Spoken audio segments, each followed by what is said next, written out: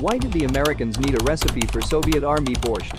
Some time after the end of World War II, a rather interesting document fell into the hands of American intelligence. It was a recipe for Soviet Army borscht. And already in 1956 in the US came out in the Guide for Cook's Instructor of Ground Troops in Peacetime.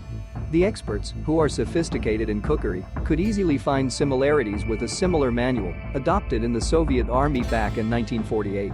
The recipe for the first course is presented for 500 people at a time.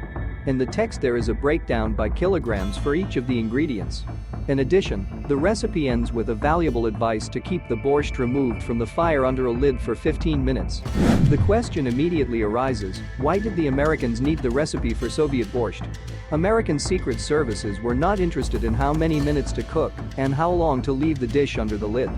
They were primarily interested in the ingredients from which the dish was prepared in order to immediately destroy the crops of potatoes, carrots, cabbage and beets in case of an armed conflict in order to leave Soviet soldiers without the main dish. After all, as you know, a good fighter is a well-fed fighter.